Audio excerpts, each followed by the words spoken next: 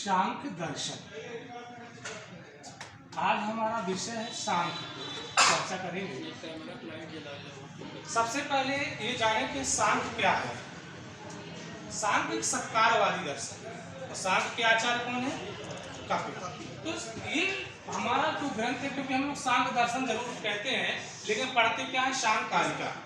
क्या पढ़ते हैं? सांख्यकारिका। तो दो चीज जानते रहिए, सांख्य दर्शन के अंतर्गत हम लोग जिस पुस्तक का अध्ययन करते हैं उसका नाम है सांख्यकारिका। तो यहीं पर हम लिख देते हैं सांख्यकारिका। अब सांख्यकारिका, लेकिन सांख्यकारिका किसके द्वारा लिखी गई है? ईश्वर कृष्ण के द्वारा।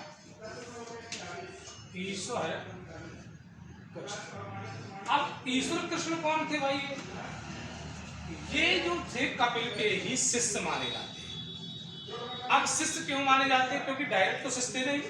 कपिल, कपिल से आसुरी, आसुर से पंचशिख और पंचशिख से ईश्वर कृष्ण, अर्थात गुरु शिष्य परंपरा के द्वारा ये आई।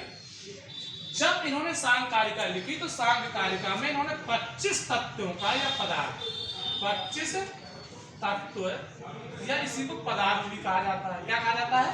पदार्थ। इसका वर्णन किया। लेकिन कपिल ने जो सांख्य लिखा, सांख्य किसका है? कपिल का। तो कपिल ने अपने सांख्य में कितने सूत्रों का वर्णन, क्योंकि सांख्यकारिका सूत्रों में लिखी गई। कितने सूत्र हैं? 537 सूत्र। ये जानते रहिएगा। कपिल ने जो सांख्य लिखा तो सांख्य में जो सूत्र हैं, सांख्य पर जो सूत्र हैं, सांख्य में सूत्रों की संख्या, सूत्रों की संख्या कितनी है? 537। इन्हीं सूत्रों को जब आगे आप देखते हैं ग्रंथ मिलता है सांख्य पर षष्ठी तंत्र। किसकी रचना है? पंचशिख। तो षष्ठी तंत्र में भी 60 तथ्यों का या तंत्रों का वर्णन प्राप्त होता है। उन्हीं 60 तथ्यों से इस सांख्यकारिका ईश्वर कहते हैं 25 तत्व पदार्थों को संक्षिप्त करके उस सांख्यकारिका को निबद्ध किया। लेकिन इसी सांख्यकारिका पर वाचस्पति मिश्र के द्वारा टीका लिखी गई। ऐसा नहीं कि वाचस्पति मिश्र के अलावा लोगों ने टीका नहीं लिखी है, और भी लोगों ने टीका लिखी है। लेकिन जो सबसे ज्यादा टीका जो प्रसिद्ध हुई वो किनकी हुई? वाचस्पति मिश्र की। तो वाचस्पति मिश्र ने जो सांख्यकारिका पर टीका लिखी उसका नाम क्या है? सांख्य तत्व कौमुदी। क्या नाम है? सांख्य तत्व। अब किसी ने कहा कि सांख्य तत्व कौमुदी कई बार प्रश्न आ चुका है। किसकी है? वाचस्पति मिश्र। वाचस्पति मिश्र का समय कितना माना जाता है? 900 ईसा। कितना माना जाता है? 9वीं शताब्दी माना जाता है। अब ये जो 25 तत्व हैं इस सांख्य में, इसमें जो प्रथम तत्व है, या ये कहते हैं कि इस तत्वों के द्वारा अन्य तत्वों की उत्पत्ति हुई। तो दो तत्व ऐसे हैं कि जो हमेशा, जैसे कि सांख्य में कहा था कि प्रकृति कारण है और पुरुष क्या है? ना कारण है ना कार्य, फिर भी है ज्ञान इसका जानने वाला। लेकिन प्रकृति से जो तत्व उत्पन्न हुए वो कितने उत्पन्न हुए? 23 तत्व उत्पन्न हुए। जानते हैं कितने तत्व उत्पन्न हुए? लेकिन प्रकृति अकेले इन तत्वों को उत्पन्न नहीं कर सकती। तो प्रकृति को किसी ना किसी का संयोग चाहिए। तो प्रकृति के साथ जिसका संयोग हुआ उसका नाम क्या था? पुरुष। तो ऐसा नहीं कि पुरुष दिखाई नहीं देता, प्रकृति दिखाई नहीं देती है तो ये है नहीं, वो है, लेकिन वो सूक्ष्म अवस्था में है जिनको हम देख नहीं सकते। तो अब सांख्य में सबसे पहला जो कारण माना गया वो किसे कहते हैं? कारण। प्रकृति। प्रकृति इस सृष्टि का कारण है। प्रकृति कारण है। नित्य है कि अनित्य है? ये नित्य है और ये अव्यक्त है।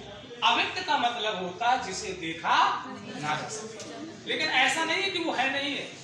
जैसे ईश्वर अव्यक्त है, दिखाई नहीं देता, उसी प्रकार से प्रकृति अव्यक्त है, दिखाई नहीं देती। अब आप ये कहेंगे कि प्रकृति दिखाई नहीं देती है तो इसकी सत्ता को कैसे सिद्ध कर ले? जैसे हम सब लोग दिखाई दे रहे हैं अभी वर्तमान में यहाँ पर बैठे हैं, अलग अलग प्रांत से, अलग अलग क्षेत्रों से हम लोग आए, तो हमारी सत्ता यहाँ पर दिखाई दे रही है। तो ऐसा है कि अगर हमारी सत्ता है तो हमारे माता पिता भी होंगे।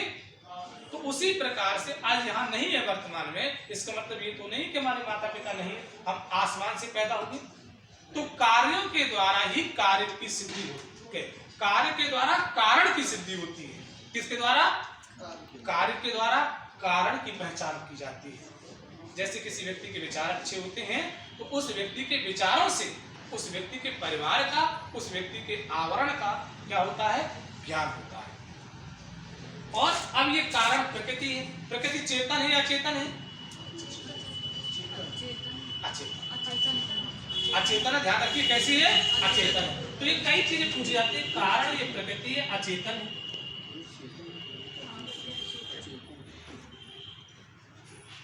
और ये क्या है? अव्यक्त है। और एक संबंध मिलता है पंगु और अंधवत। तो प्रकृति कैसी है? अंधी। कैसी है? अंधी। तो उस लंगड़े पुरुष के ऊपर बैठकर इस सृष्टि का सृजन करती है। और ये नर्तकी है। क्या है ये? नर्तकी। और सांकारिका पे सबसे महत्वपूर्ण बात ये आती है कि अब कितने प्रमाण की बात की है? तीन। कौन कौन? प्रत्यक्ष, अनुमान और शब्द। तो ये भी आप जान लीजिएगा कि सांकारिका में 3 प्रमाण मिलते हैं। सांख्य त्रिप्रमाणम अभिष्टम। सांख्य को 3 प्रमाण अभिष्ट है। लेकिन एक चीज और आपको जान लीजिएगा, योग भी कितने प्रमाणों को अभिष्ट मानता है? 3 प्रमाणम अभिष्टम योगम। तो 3 प्रमाण योग भी मानता है। और कौन मानता है? जैन। तो सांख्य, योग और जैन ये 3 प्रमाण को मानते हैं। तो 3 प्रमाण में पहला प्रमाण कौन है? प्रत्यक्ष। दूसरा क्या है? अनुमान। और यहाँ पर सबसे अच्छा प्रश्न बनता है कि सांख्य के अनुसार अनुमान प्रमाण के कितने भेद किए गए? 3। कौन कौन? शेषवत, सामान्य, उद्दिष्ट और पूर्ववत। आज की क्लास में सांख्य की चर्चा, कल की क्लास में हम पुनः सांख्य पर कुछ नए तथ्यों को लेकर आएंगे। मिलेंगे आपसे फिर।